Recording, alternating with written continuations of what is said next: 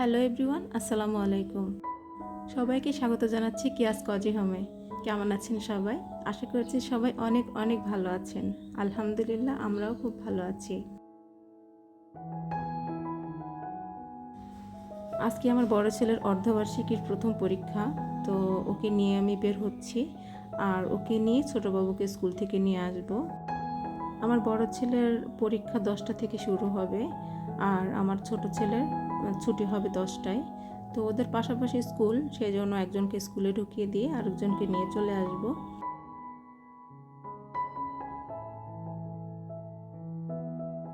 এই তো আমরা ফিরেও এসেছি। এবার আমি রান্নাবান্না গুছিয়ে নেব, আর আমার ছোট ছেলে এদিকে হোমওয়ার্ক করবে।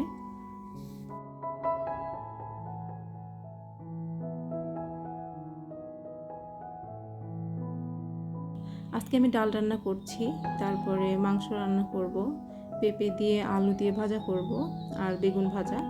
এগুলোই তো, সব কিছুই তো আর দেখানো সম্ভব না, আর দেখালেও ভিডিওটা বড় হয়ে যাবে, সেজন্য দেখাবো না। আমি কিছু কিছু জিনিস আপনাদের সাথে শেয়ার করব।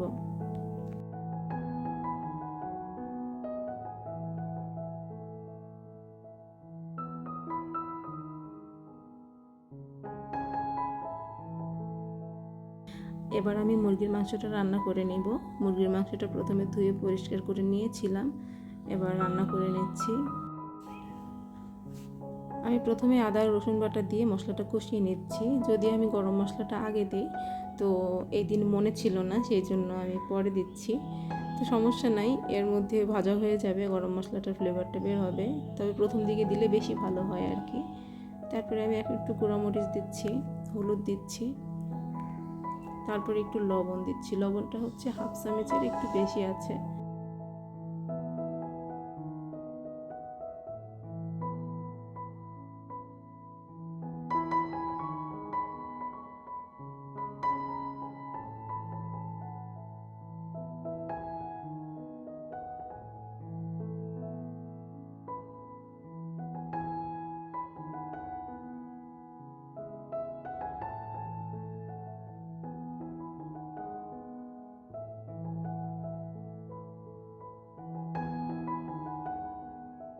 এই গরম মশলাটা আমি এখন দিব এর মধ্যে। এই গরম মশলাটা আমি বাসায় বানিয়েছি, তো অর্ধেকটা দিব আর অর্ধেকটা রেখে দিব পরবর্তীতে নামানোর আগ দিয়ে দেওয়ার জন্য।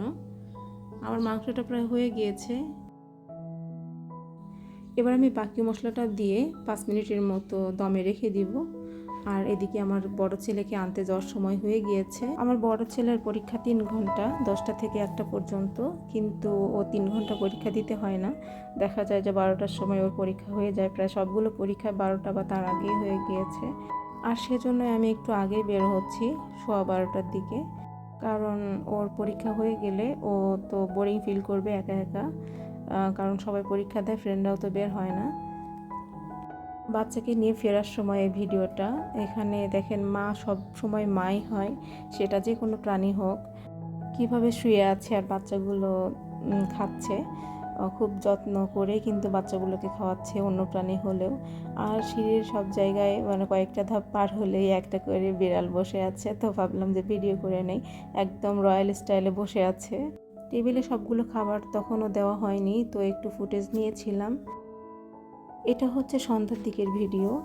আমি বাচ্চাদের জুস খাওয়াবো ড্রাগনের, এর আগেও খাইয়েছি, খুব পছন্দ করেছে, সেজন্য আজকে আমি আবার বানাচ্ছি।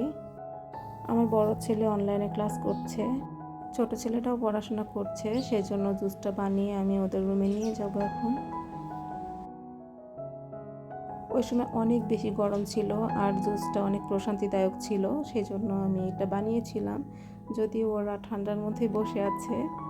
আমার ভিডিওগুলো যদি আপনাদের ভালো লেগে থাকে, তাহলে প্লিজ প্লিজ আমার চ্যানেলটি সাবস্ক্রাইব করে দিয়ে রাখতে পারেন, আর লাইক এবং কমেন্ট করতে পারেন। আমি কমেন্টের উত্তর দিব এবং আমি খুশি হব।